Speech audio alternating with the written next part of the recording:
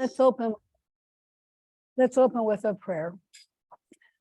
Gracious God, please be in this place with us this morning as we look into what it means to keep going through the seasons of our lives, to understand them and to walk with you through them each day. Amen. So we've come to lesson 5, the end of our book. And guess what? We still haven't learned that yet. Isn't that a little bit frustrating? We still haven't learned that yet. I guess I haven't learned that yet. Because we know that there are surprises ahead of us. We know there are events that we're going to be involved in. We know we have challenges. We know that because we've lived this long already and we've been through those things already. So we know there's more to come. So that's life. That's the way it is. I'll turn my phone out. That's the way it is. And we just work through it. And overall, oh, this is Melanie. Melanie, I can't get into the meeting on Zoom. It says there's another meeting in progress. Oh, Pam, you had that same problem last week. Oh, yeah, I literally it was like 4 or 5 times. I just totally went out and then came back in again and then started all over. Yeah, and then I finally got in. I didn't know if I was just like tilting my head right or. Okay, so this happened to you last week. I'm going to tell her this happened to Pam last week. And you just kept trying? You were copying and paste something. Say what? Catherine's working on it? I don't Okay. think I could go into the link that I used to do. I had to like copy and paste something or something weird like that. And we're on the recording, and here we are playing on our phone, sending text to Melanie. Okay, having a Pam this week, and did you say Catherine's working on it? Yeah, trying to figure it out. But you just kept trying to get in, right? You just kept I trying? think I kept trying to get in. I might have. Yeah, I might have signed in on it instead of using the link, just copied and pasted the link or something. I don't know. I honestly, I shouldn't even guess. I have no idea. There's been so much in this last week of my life. I mean, I get excited that I can find my way home these days. You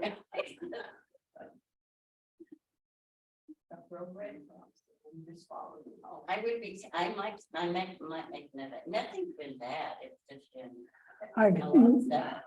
I butchered your name, Catherine, because I'm typing in a hurry. It's okay, hold on. If you come over here, I have the meeting ID. Well, should we turn that off, the recording while we're? Oh, yeah, we can pause.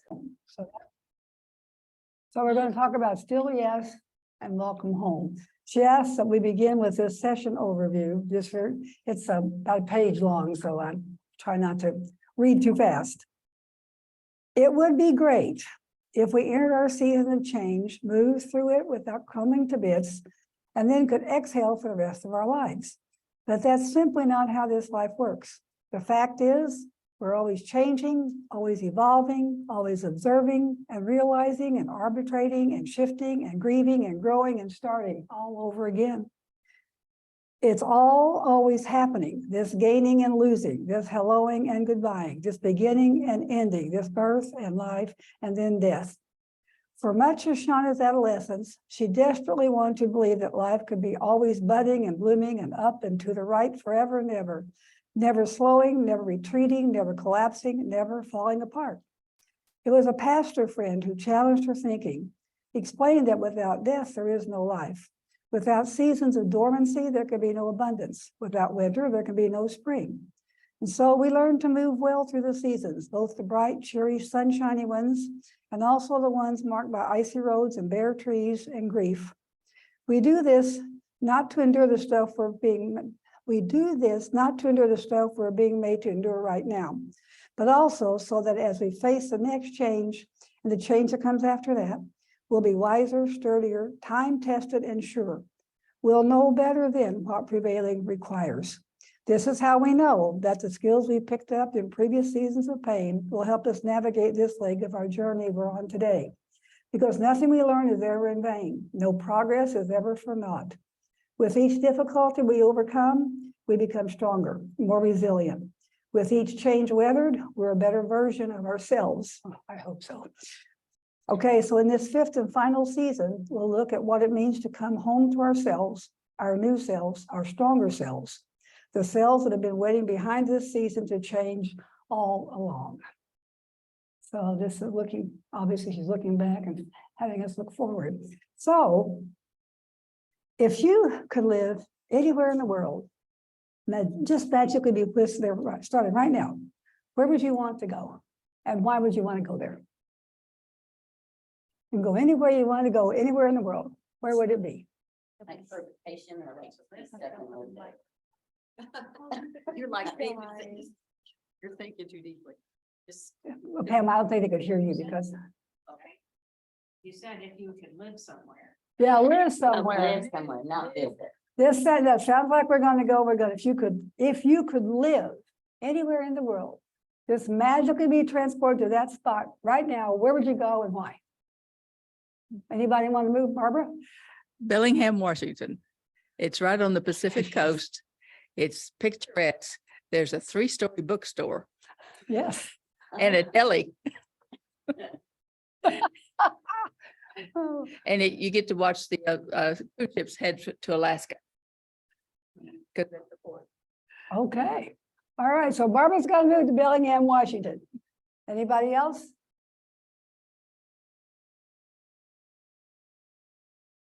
Everybody's thinking and.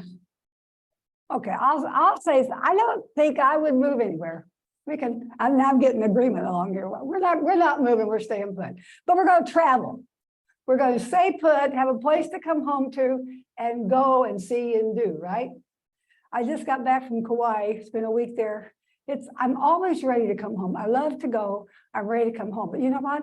I could have stayed there a few more days. And because it's a lovely place and it's so different from what is here, but here is home. Here's where my children are. Here's where my church is. Here's where my extended family is. So I'd stay here, but I'd go visit Bellingham. If you live there, I'd come to see you because it's a beautiful place as well.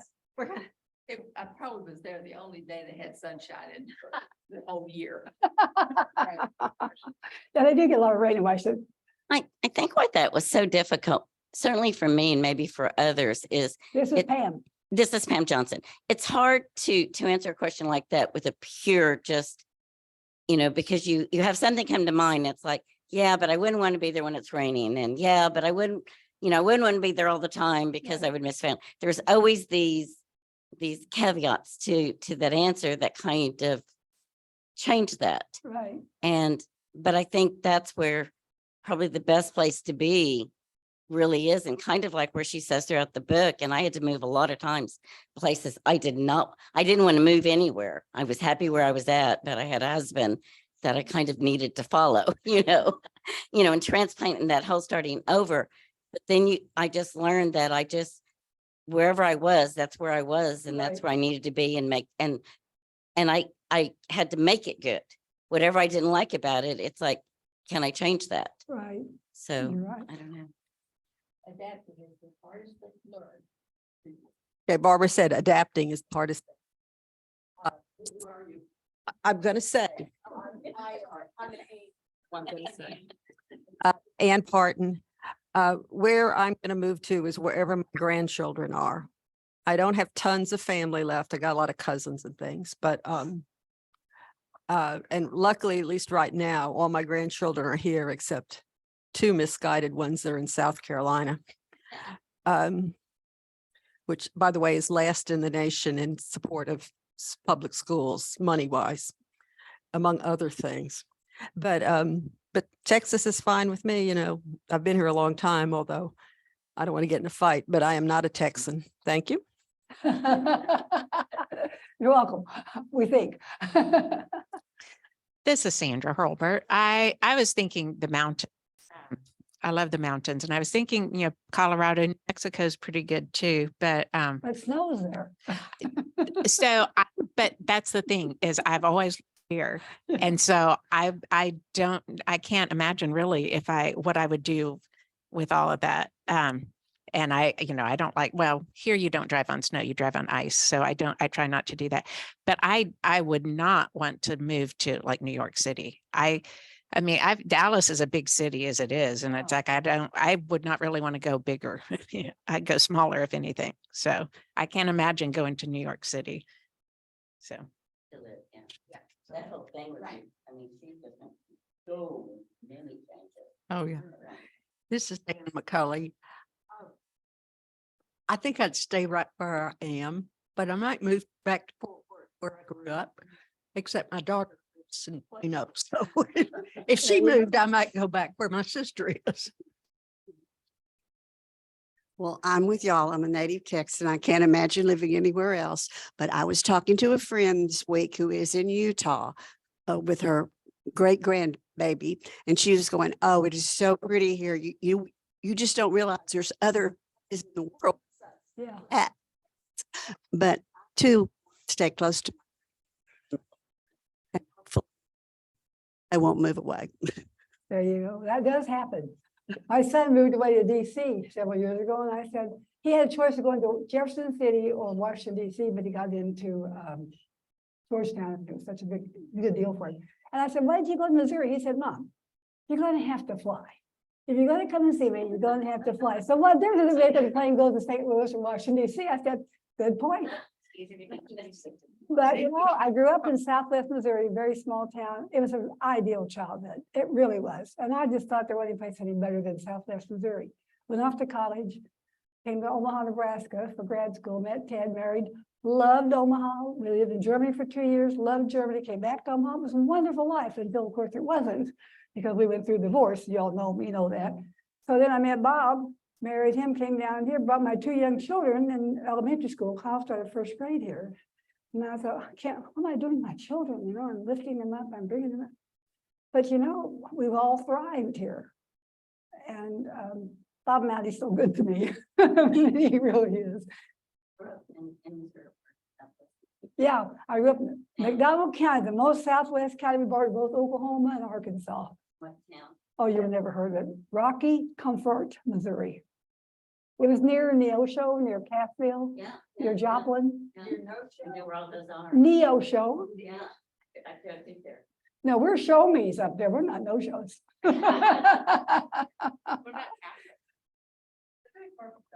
Yeah, Catherine, you're young, but you can we can learn some things from you, lady. Oh, if I could live anywhere, I don't really know. I haven't really thought about it that much. I like it here because I've lived here my whole life. And so I just think somewhere close to family, Yeah. I think. You know, she is at the beginning. She's at the very beginning of all these experiences you have ahead of you. Mhm. No, Yeah. Melanie. Yeah, Melanie. I'm sorry, Oh, does Melanie have? Melody, how about you? Well, my mom moved to Texas and really encouraged me to, so I came down to visit, and then I loved it and got my master's, and I stayed, and then she moved. And she moved, I mean, 40 years later she moved, but I'm not going anywhere but Texas because my daughter's a true Texan, and she'll never leave, so I'm where she is. Heather's trying to get in, and I'm trying to help her get in the meeting, and I gave her the password that you gave me. Oh, it looks like, is she in? Yes, I can't see because it's the other. yes, I'm here, Melanie. Thank Oh, you. good. Yeah, it must have been a totally different login and password than it usually is, because I just used the one that's saved in my computer and that didn't work. Yep. Okay, yeah, same here. So So we're thank you. here. Heather, we're talking about a question. We did a reading about, you know, living where you're living and where your life is. And the question is, if you could live anywhere in the world, where would you live and why? Well, I do like living where I am. I think I'd like to live here and vacation lots of other places. Yeah, that's what we decided. We all like where we are, but we like to go away sometimes and come back. Yeah. Mostly because this is where our families are. Well, I live here by choice. I've lived all over the country, and this is where I've chosen to live. So We want to be close to the ones we love. That's where home is. But she talked about home. She said home's not really a place. And we'll get to that later. yeah, So mine's why don't more we- weather and friendly people, but yeah, family's nice too. Let's do the video.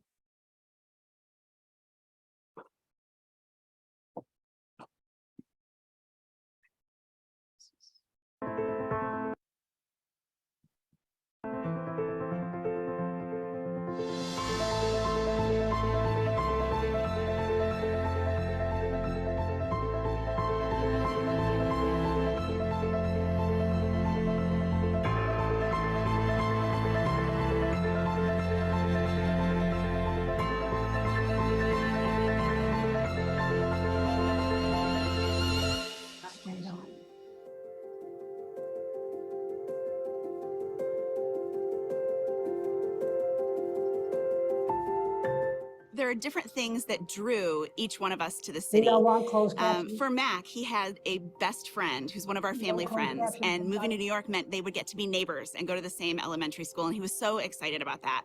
For Henry, he was excited about Broadway and the fact that like you can come around a corner and just happen into a film shoot. That's like his Volume okay? dream scenario. Aaron was really excited about progressive culture and interesting people and like really, really good coffee, and the opportunity to go back to school after 20 years of being a practitioner to get to be a learner again felt so exciting to him. And there were a million things that I was excited about, but really very near the top of the list was walking.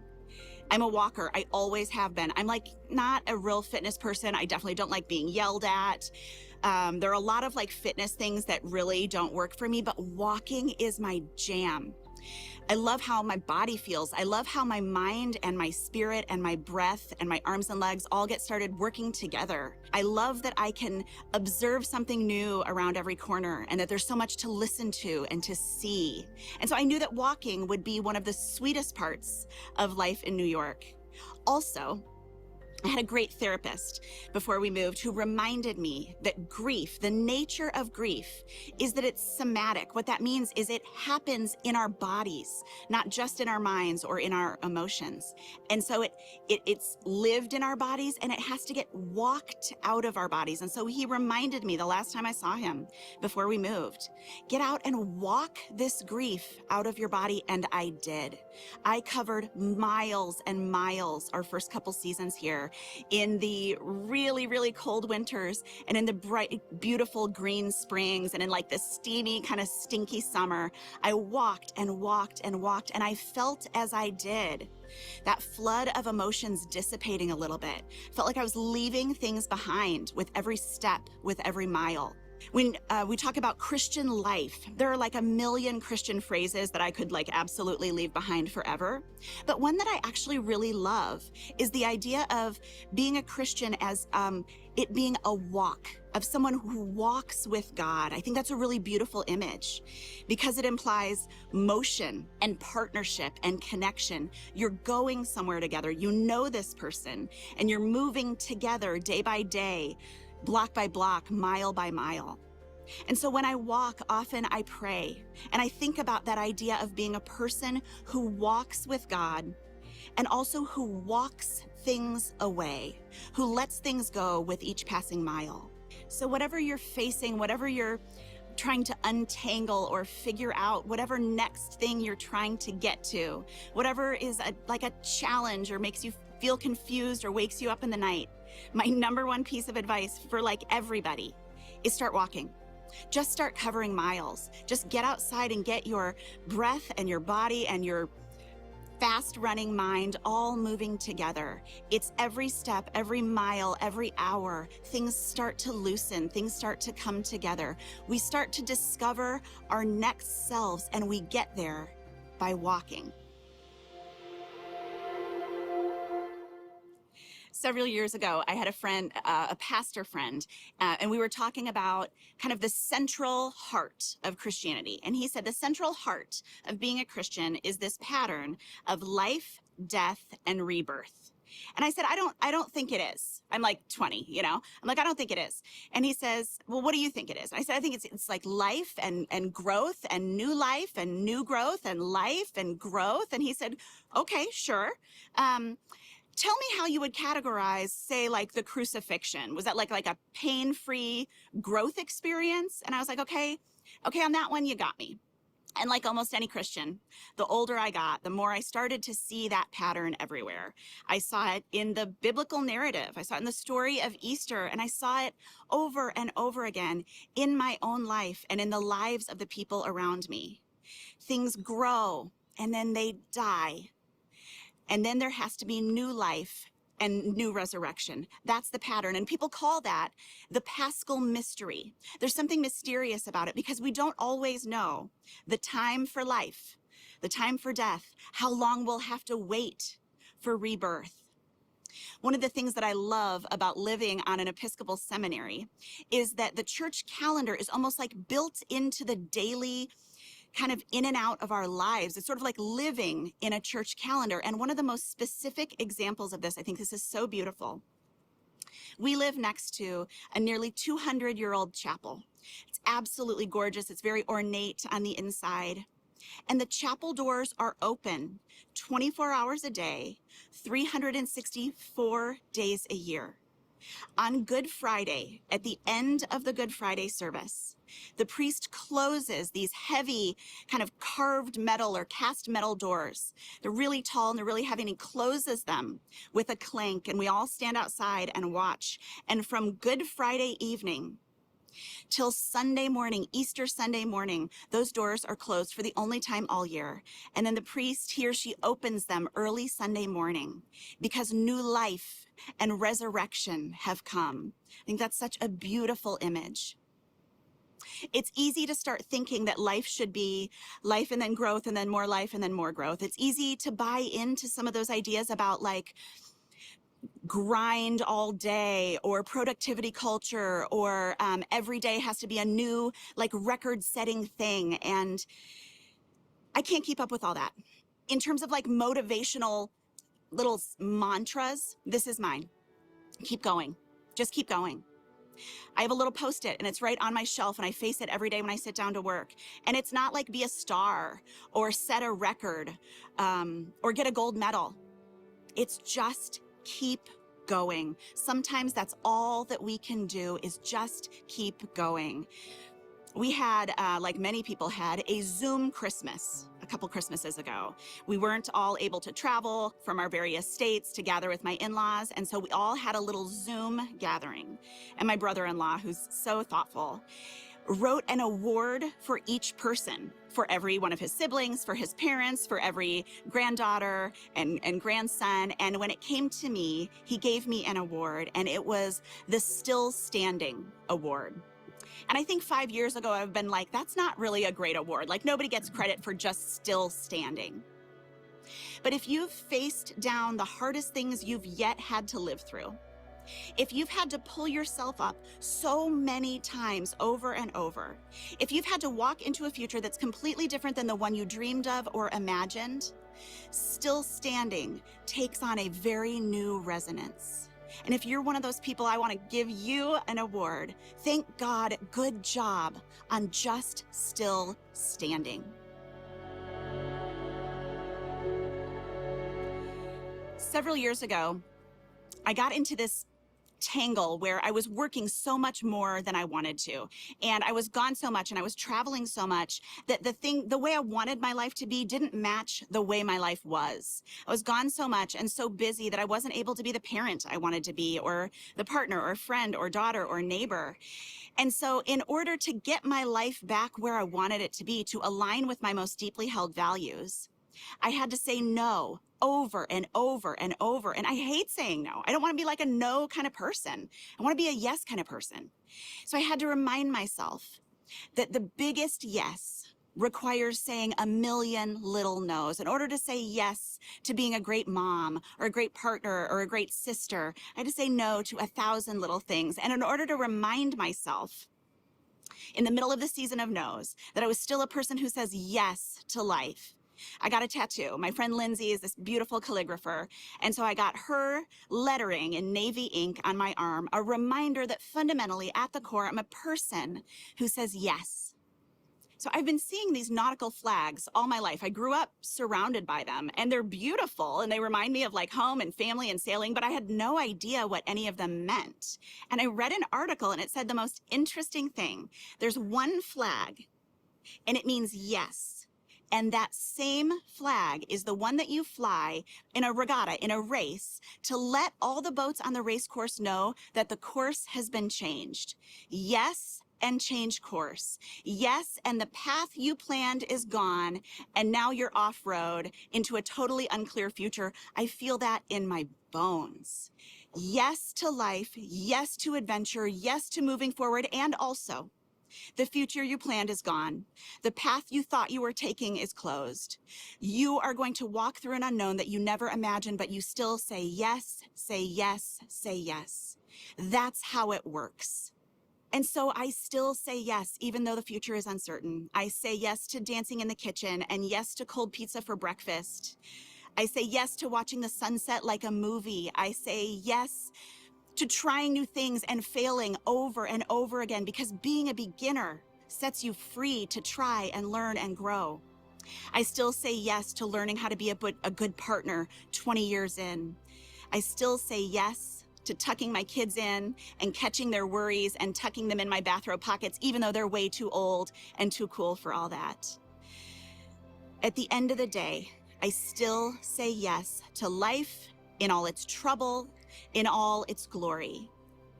Is the world still beautiful? Still yes. Do our stories still matter? Still yes. Do I still feel great hope for our world and our future?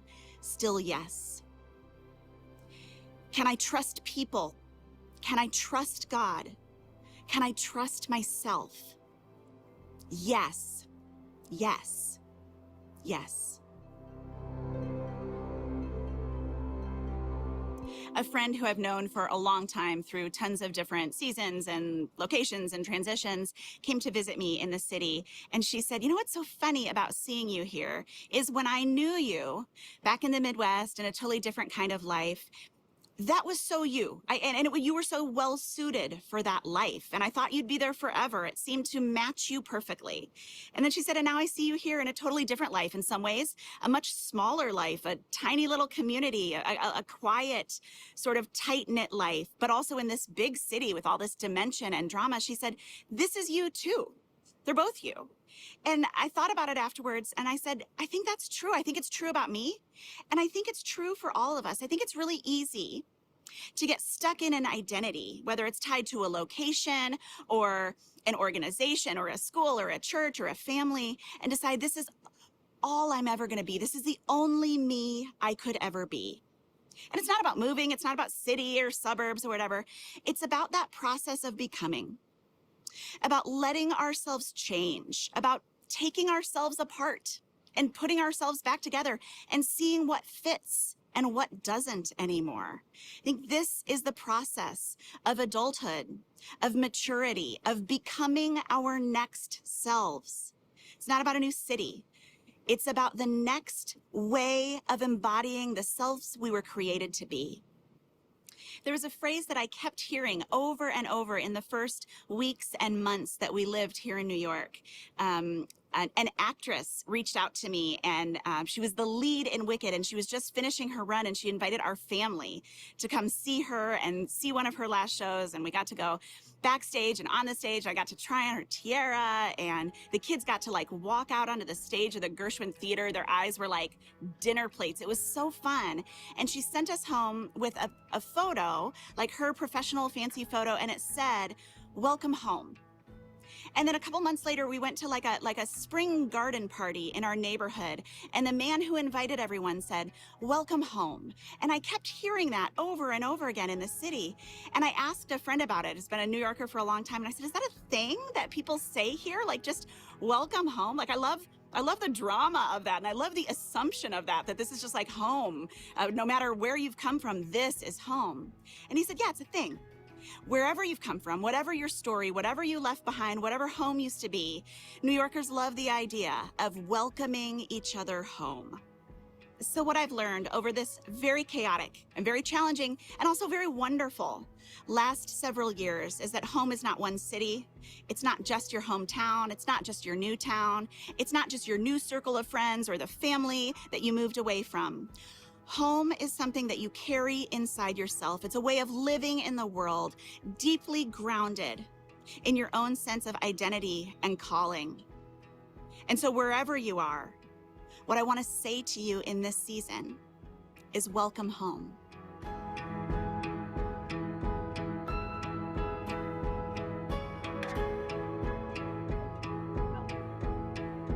Get these. I'll get both of them. Oh, okay. Okay, still yes, and welcome home. It's a lot shorter video than the others. Okay, so any comments and all before we get into the question? Comments about the video? Pam? I have It's coming. I've probably said this before, this is Pam Johnson. I'm sorry. I've just really enjoyed this book and this Bible study. I just find every video, every discussion, just Not too close to it? I think it's because you're going in front of it and then talking. I'll stay back here. just find my mind just going crazy thinking about all that she says. And like you said, how in some degree, in some depth, it applies to everybody's life. But also, you know, I find myself so often making so many notes that I want to share with other people I know that are going through such difficult times. And it's like I'm wishing they were like right here with me to see it, to hear our discussions. I just, I think it's very thought provoking, this study. Any other comments? Surely someone else has Barbara. something else to add. Oh, I'm sorry. I've moved a lot. Say that again? I have moved a lot. Yes, you have. And I found a long time ago that home is not a building. That's a box you keep your stuff in. Home is people. And the best place to find people is with church. Church. And this is my Yes. church home. Right. And I've lived 4 different houses around this hub for 30 years now. I learned that from my mother and father-in-law, Bob and Mary Mowdy. They say the first thing, they moved several times too, and the first thing that they did was find a church home. It was always Presbyterian because her father was a Presbyterian minister when she was a child. He died young, but he was a minister, so she's always been in a Presbyterian church. So that's what she did. And then we just followed them here, which was a wonderful experience. Heather. So I looked at, she said something about the Paschal mystery, which I had never heard. So I looked it up. It's Paschal is Uh-huh. Paschal. Have you heard of it? I mean, I was thinking Pascal, like, but it's not that, but it's like, so the first thing that says it's basically the process of dying and rising, death and new life. We see this all around us and in our own lives. For example, we experience the process of dying and rising each year as we go through the different seasons. But then it also talks somewhere down here, there's, I mean, it's a central concept of Catholic faith, according what? to Wikipedia. Catholic? Yeah, according to Wikipedia. So there's all kinds of things if y'all want to look that up, but a singular event that can never be repeated, undone, changed, corrected, substituted, equated, or superseded. Is it the So- same spelling as for the Paschal Lamb? And they call Jesus Oh. the Paschal Lamb? I think so. Paschal. Yeah, I I think that think is that's the right. same spelling. Yeah. Her Yeah. husband's at Episcopal Seminary, which Similar to. Right.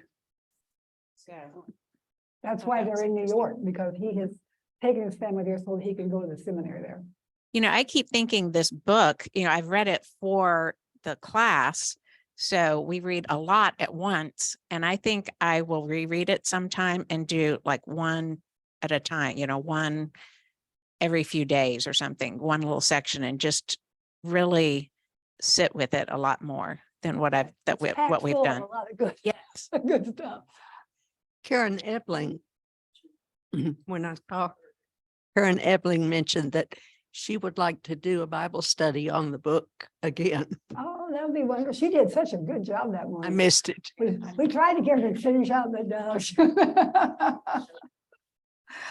Any other comments? How about you girls online? Any comments about the video? Heather or Melanie, any comments? I don't see any lights coming on over there. Okay, let's go to the video discussion questions in the next slide.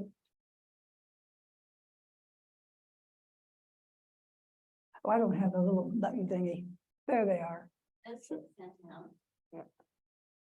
Yeah, we can cover Shauna's book. I'll put my sunglasses. Whatever on, you works. can see. Okay, Yeah, that- can you all see that, Heather and Melanie? Okay, all right, why don't we take, well, there's 5 of them, maybe 15, 20 minutes? Okay, so those are questions from the video. And we won't have any other questions because she doesn't really pop the questions from the book. So these are our questions for today.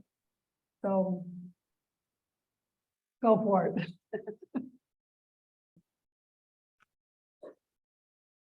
Gracious God, thank you for all the lessons we've learned over these last 5 weeks and for all the insights we received from Shauna.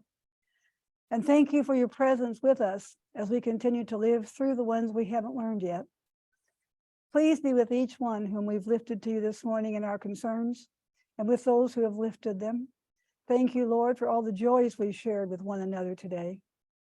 Be with us as we take a short break before our summer study begins. We pray for travel mercies for all who will be traveling in the weeks ahead and ask you to bring us back together again for our summer study. We also lift Ellen and pray for rest, spiritual growth, and joyful times with her family on her sabbatical. We lift these things in thy name and pray thy will be done. Amen. Amen.